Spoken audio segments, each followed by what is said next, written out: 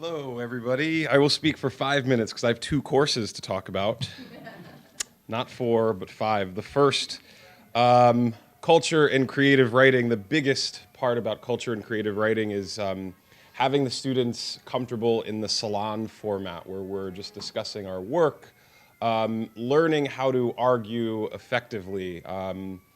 We, even adults, as you guys, I'm speaking to the kids right now, even adults, as you know, will sometimes get a little bit riled up when their beliefs are challenged, etc.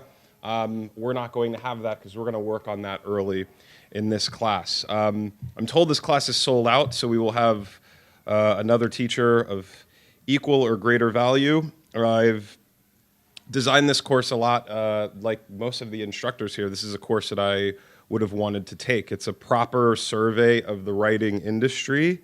Talented writers across the country in their 20s and 30s are still trying to get a sense of this massive industry, from investigative reporting to microblogging. There's a lot of ways to make an impact. Some of the things that we'll definitely look at is the two major schools, the MFA school that some of you guys may go into after college, and of course New York City publishing. Really what we're trying to do here is combine a classic creative writing workshop that you might take in college with a survey of the more modern side of the writing industry. So we're going to go backwards to figure out why it is that we're here to look at some of the seminal personal essays, but we will mostly stay in the last few decades. You will write as much as you read, but we will spend more time discussing our reading than we will discussing your writing, because young writers are just getting going. They should be encouraged, and it's, to me, my feeling is that it's through studying the underlying architecture of a lot of this writing, the form, the historical context, et cetera, I think that that's the best way to be effective and instructive for your own writing. Writing exercises, just trying to challenge you. If you, as a young writer, your writing it's sort of like a garden hose. It's at the beginning, it's a little crazy and going all over the place. Hopefully, by the time you get to college, we can smooth that out. So on to sports, future sports trends. That's the other course that I am teaching. This is $1 trillion industry at this point. Somehow this has happened. It shows no signs of slowing down. Last year I taught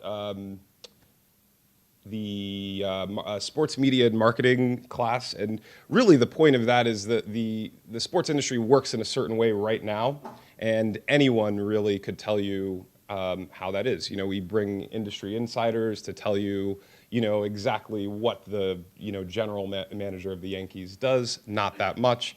What a lot of these people, agents, for instance, they're not doing that much. I had an agent. I can promise you that. But at this point, to work in this industry, you have to be more than interested in sports. You cannot just have good results with your fantasy team and think that you're going to make an impact with a sports club. So the playbook has changed. It used to be you just go and get a sports management degree. You like sports. You show up early.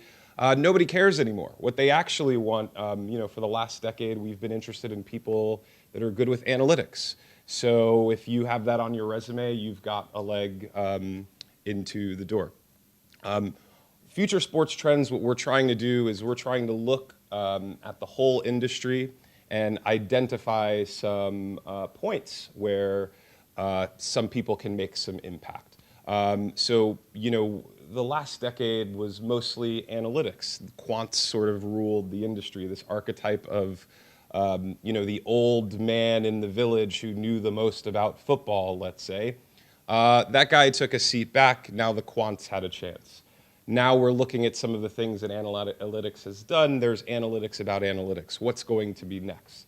Hopefully we figure that out in future sports trends. I think that's mostly it. If there's anything else, just ask me. I don't know how many minutes that was. Thanks.